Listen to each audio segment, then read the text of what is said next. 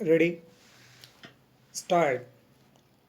Sri Jain, Learned Counsel for the petitioner, referring to the averments taken in the writ petition, has submitted that Sri Ghulam Farid had only submitted his resignation on 30 July 1979 full stop.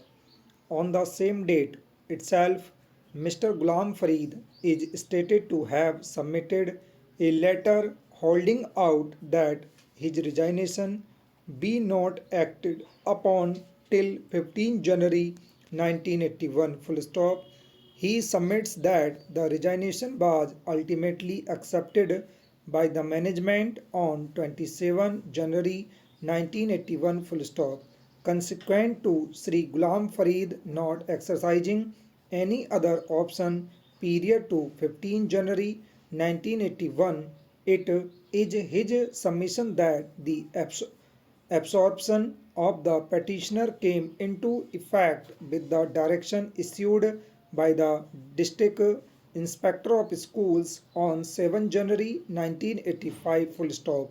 This order makes specific reference to the provisions of Section 21B, which had come to be inserted in the 1982 Act initially by way of UP Ordinance number 13 of 1985, which stood replaced by the amending act itself full stop. Sri Jain submits that no facts were concealed from the district inspector of schools full stop. In any view of the matter, it is his submission that no reasons have been assigned to establish the charge of concealment of a material fact by the management full stop.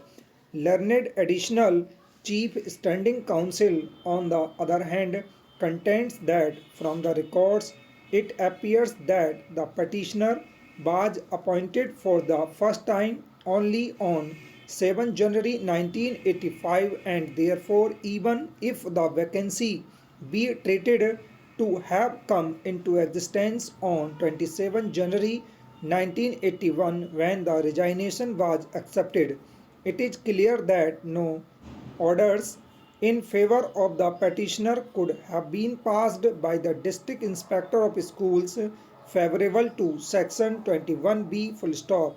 The learned additional chief standing counsel in addition reiterates the objection taken in the impugned order, which rests upon the provisions of regulation 20 comprised in chapter 3rd of the regulations framed under the 1921 Act full stop para.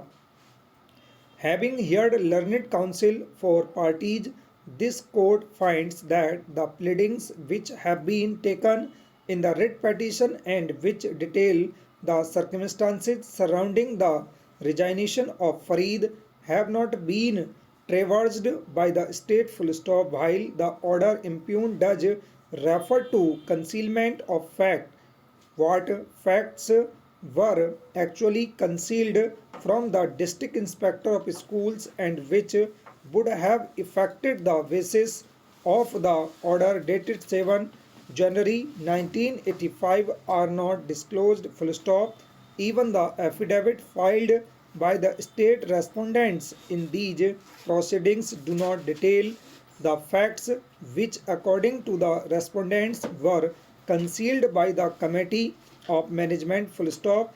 In the absence of any effective traverse, the court must necessarily proceed on the pleadings taken in the writ petition full stop.